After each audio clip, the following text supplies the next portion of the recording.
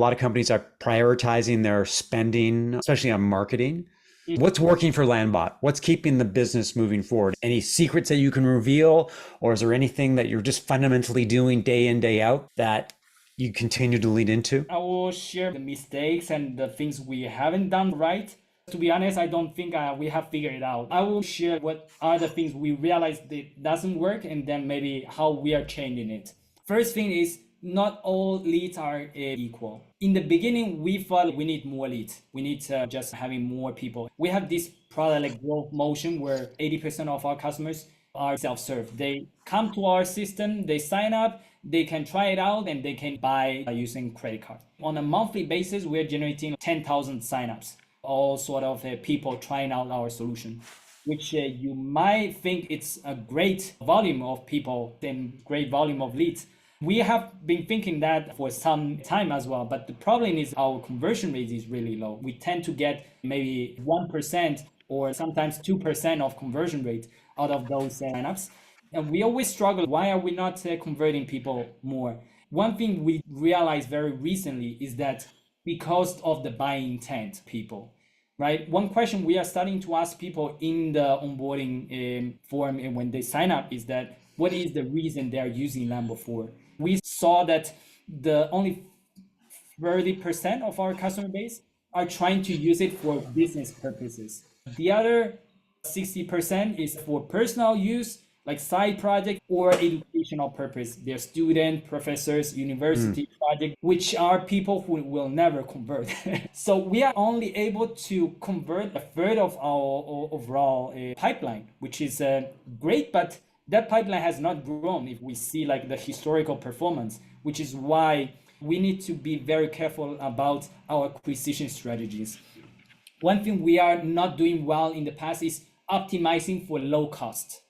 Meaning we were most of our marketing strategies is all around how can we, doing campaigns that are cheaper and bring more volume, which kind of could work for some categories, but I think in our case, it definitely is the wrong strategy because in the end, it brought us people who are just looking for free ChatGPT alternatives or Right. who are looking for random bots that can make jokes and will not be very serious about using it for their business. That's the problem with a lot of the lead generation strategies business has, right? They end up optimizing for the lower cost and lower quality of leads. It's much better doing the opposite, which is what we are trying to do. When we acquire a high quality, high buying intent business, this is really thinking clearly what is the business challenge they have and how they want to solve it with a bot.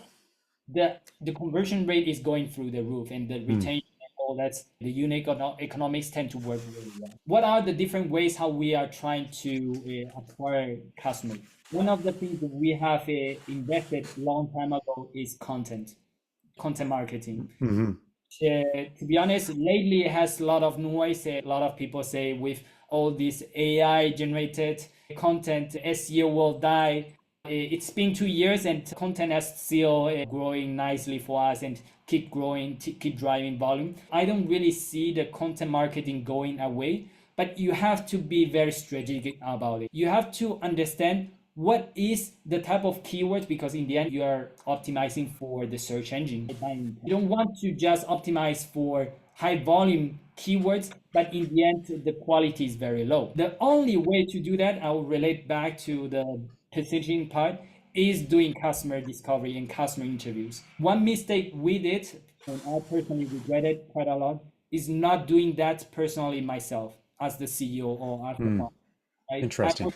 Delegating that to the team, like the customer facing team, maybe our customer success team or our sales team, and then having them bringing up the insight from the customer discussions, and then us as the kind of founders or leadership, we try to extract conclusions to save time. But the reality I saw is that there's so much nuances that is missing in the way when you are not hearing directly from the customer.